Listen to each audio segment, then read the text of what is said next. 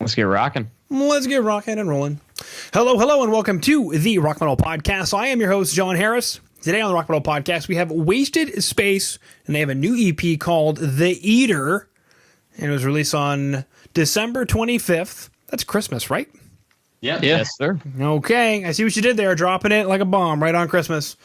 And right now I'm being joined by the important members of the band, or so I'm told, Matt, Collin, and Jeremy, to share some more information about this release and what they've got going on. So, boys, welcome to the show. Hey, thank you for having us. Yeah, thanks for having us. Yeah, absolutely great to have you on. Now, I believe I just kind of wanted to touch base on this one for a second. You guys reached out to me independently, if I remember correct. Yes. There was no promoter. Nope, nothing like that. Just from our email. Yeah.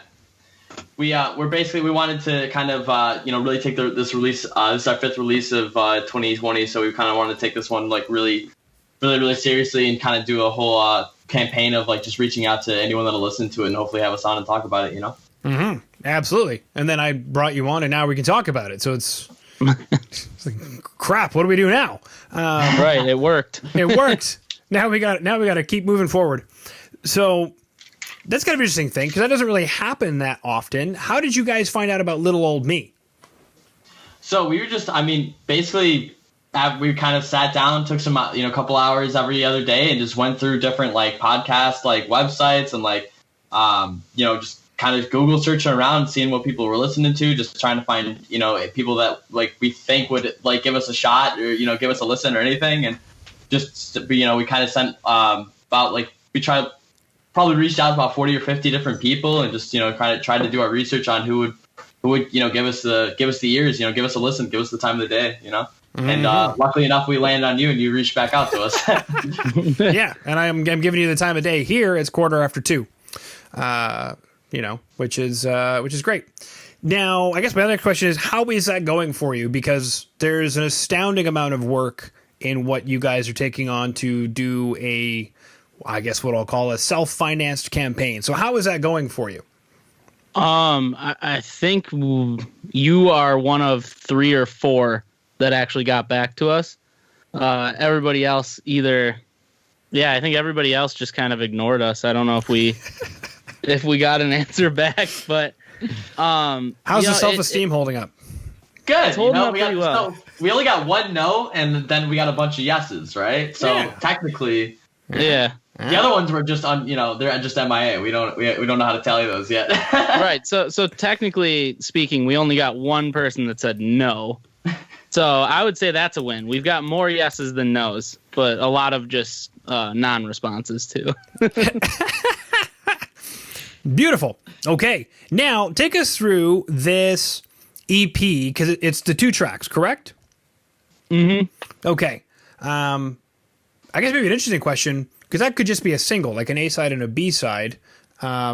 With it being called an EP, why not just fill it up with another couple of tracks, and you could have like a 4 or 5 song EP?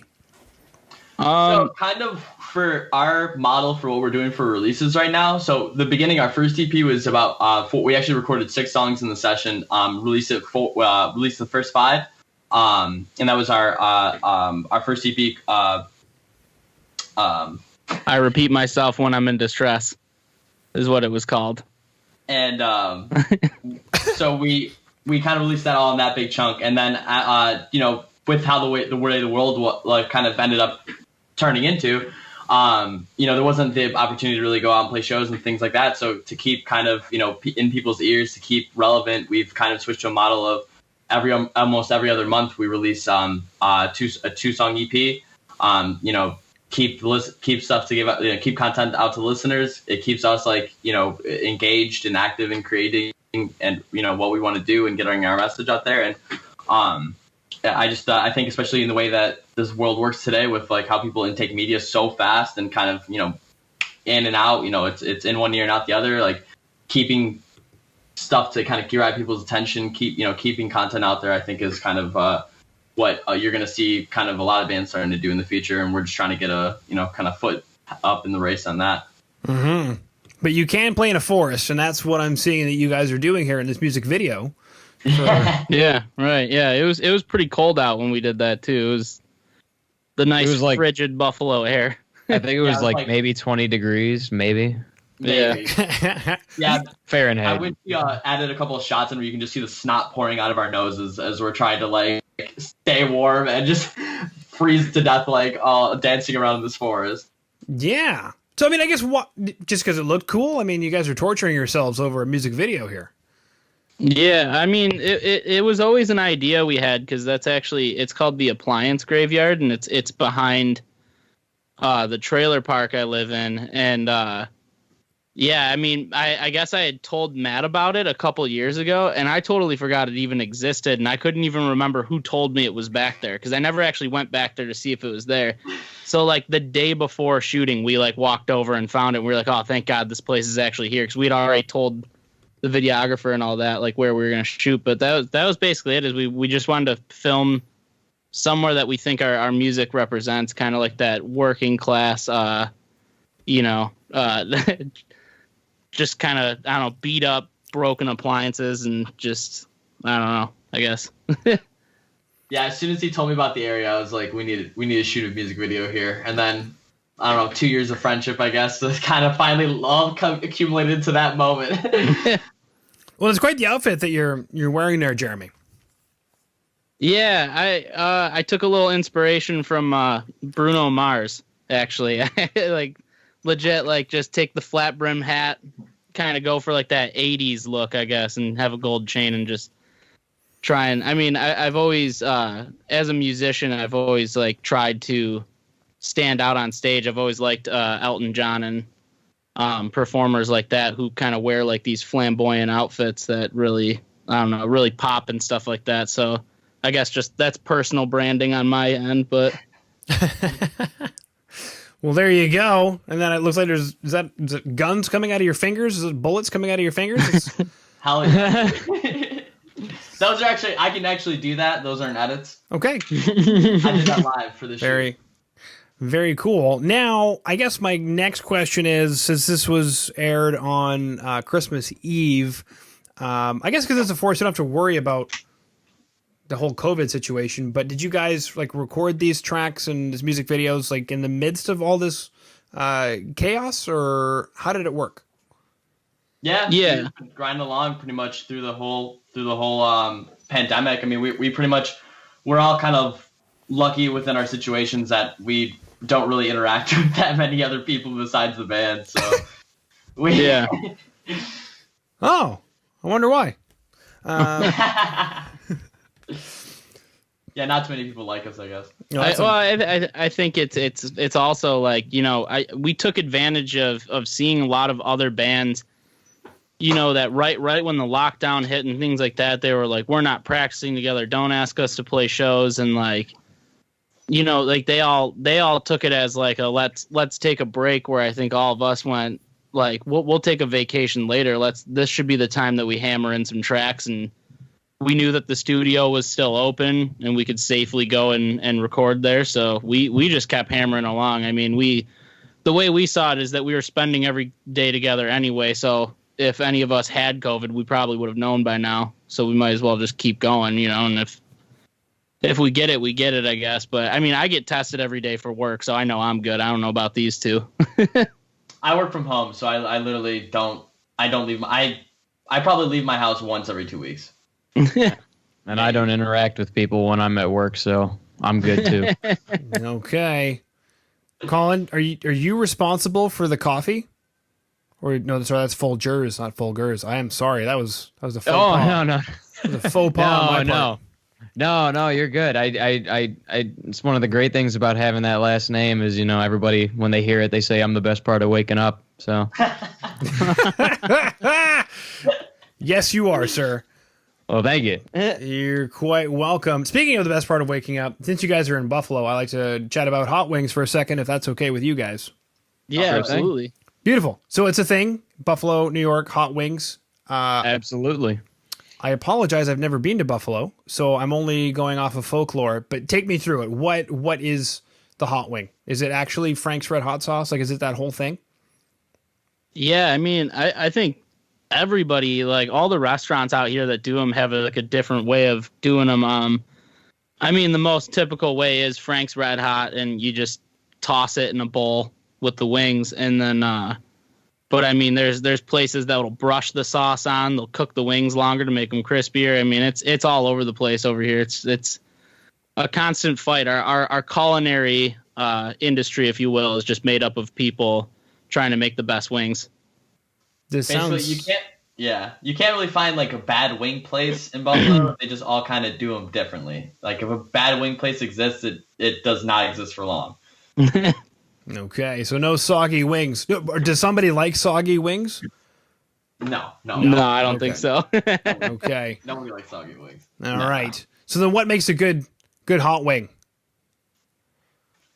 Flavor profile, I would say. Yeah, I think flavor profile and crispiness. Yeah. There's just something about a chicken wing when it's got the right amount of crispiness on the outside skin, but then like the meat underneath is still moist and juicy, you know? You're correct. That is a difficult balance for a lot of people to get. And I was watching, what's that show on YouTube, Spicy Ones or something? Where they Hot Ones, yeah. Yeah, Hot Ones. There we go. And even they've screwed that up. Mm-hmm. Mm-hmm. Well, I don't. I've heard this. Yeah. I don't personally know what wings they use or anything like that, but I will say that it is disheartening that someone who's not from Buffalo, I think those dudes are from the West Coast. Don't quote me on this because I don't know and I don't want to start a fight with Hot Ones, but they're not from Buffalo. I just know they're not from Buffalo, and I know that they don't make real Buffalo wings. But I don't know. If they go through Buffalo Wild Wings, which is like a chain, that's probably as close as you can get from not Buffalo, because I know that's where that restaurant chain started, was here, but or at least it was started by someone from Buffalo. So okay, so it's not just a name to lure people in. Yeah. Okay, because I've personally never been to Buffalo Wild Wings. I looked at the name and I thought, "You're a scam artist. I hate you," and I walked away. You're correct. Oh, that's funny. Yeah, we did hot wings at home recently because it's easy to do. Mm-hmm. And then the missus didn't even know that I could. It's funny. I went to culinary school, and she's like, "I like hot wings. I don't know where to get them from." And I was like, "Well, why don't I make them?" And she's like, "You could do that." Yep. So that's kind of become our thing now. It's just that they're expensive. Oddly enough, all of us have worked in the culinary industry. Matt's the only one that made it out alive, and he's working in a bank now. But Collin and I are still trucking away as cooks. All right. Beautiful. Welcome to the Cook Show, everybody. Yeah, right. What's it like on the outside world when you get breaks? What's that like? What's it like to have a break? A lunch hour? What's it like to have a lunch hour? Tell us. Tell us more. To not spend more than an hour on your feet at a time. You mean you get to eat lunch at a designated area that isn't just the back of a dumpster on a crate? What? Oh my goodness. I get it is getting too real. It's amazing. My favorite's just the couple of French fries you left in the basket for you just to like snack on real quick. This is getting all too real. I don't know if I can handle it right now. I know, way too real. You finally get to your lunch and it's like lukewarm, but the bacteria makes it taste even better. Sweet. So speaking of chicken parts, we got a song called Knuckles. And speaking of chickens, we have Euthanasia. Take us through these tracks. Is there like a theme to this EP, to grouping these two songs together? I think Jeremy can kick this one off. I would say the whole idea, at first at least, like the base idea, especially with Knuckles, is I came to practice and I said, we need to write a fight song. And just like that. Yeah, and for whatever reason, Knuckles kind of like, we ended up writing it and we were like, this is going to be like, this is the opener. Like, this is the set opener. This is the hype song that gets everybody in a mood to fight. And then Euthanasia, I think we just rode off that high. We were like, we got to make another one that makes you kind of angry and want to fight people. So, I mean, you'd have to talk to Matt about his lyrical choices and things like that, but I mean, definitely Knuckles, we were like, let's go minimal vocals, let's just like make a song that's about fighting people. Okay, an angry young man you are. Yeah. So Matt, well, you kind of have to be. Yeah, this is true. So I guess lyrically, like the song, like basically, yeah, the first, Knuckles being on the EP was pretty much, we wanted it to be Like I wanted to grab the audience attention, get the energy level up, basically wake everybody up. You know, like that's kind of like that. The main inspiration for that song is like how can we basically set the mood for the rest of the set.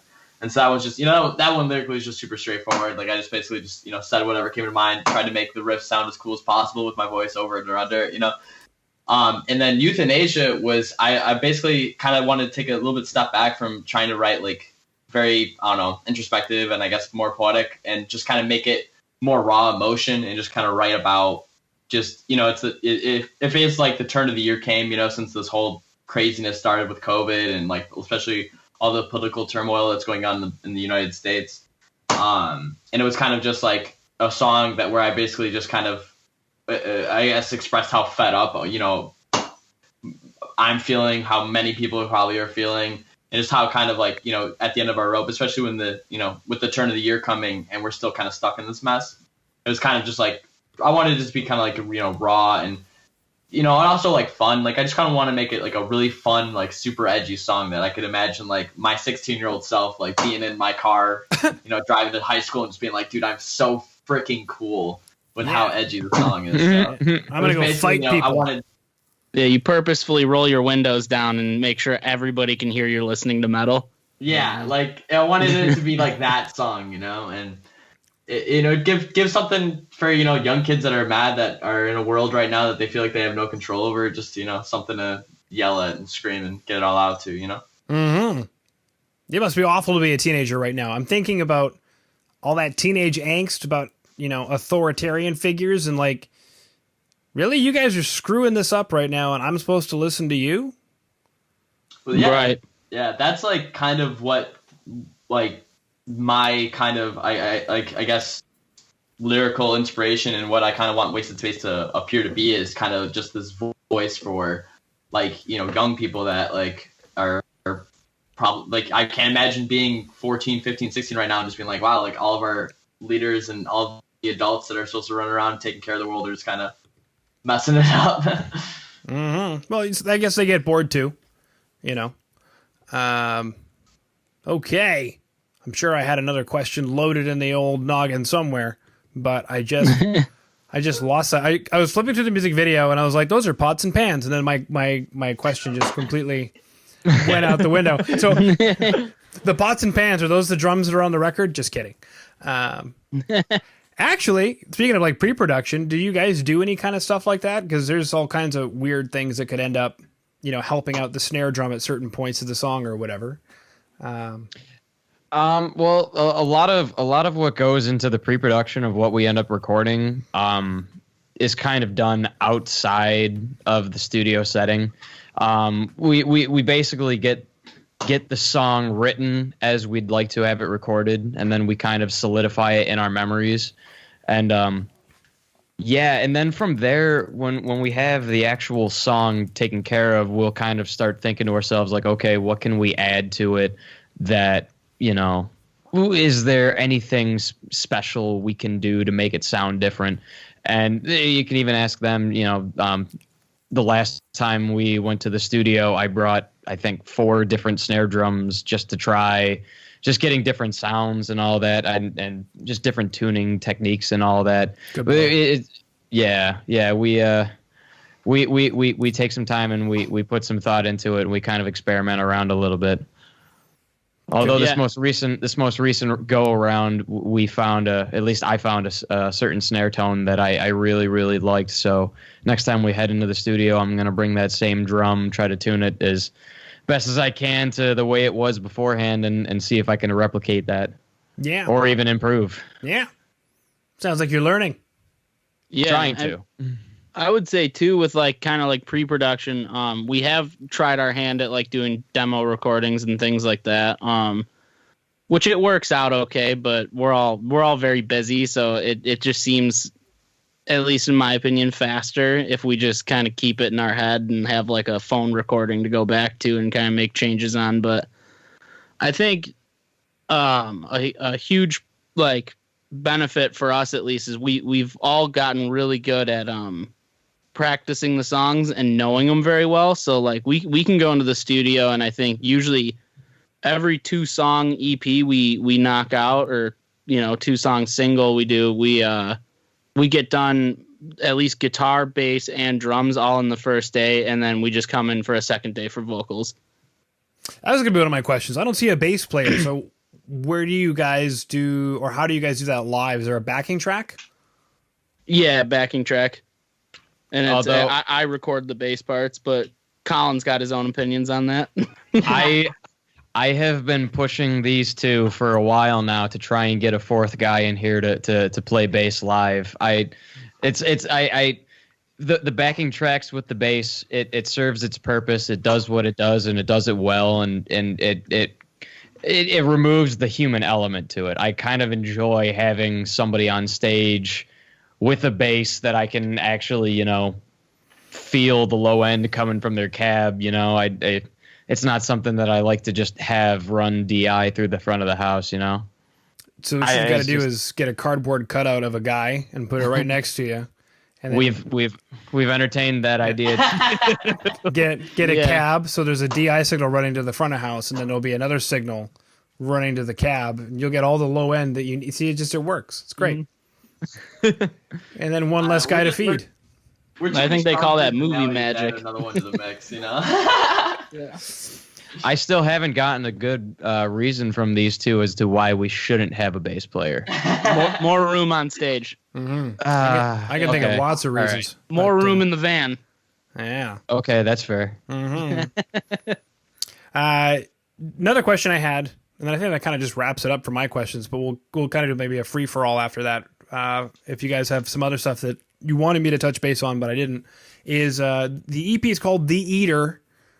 Who is this person? What is this thing? What is The Eater? Where does that fall in line? I'm so confused. So take it away, Jerry.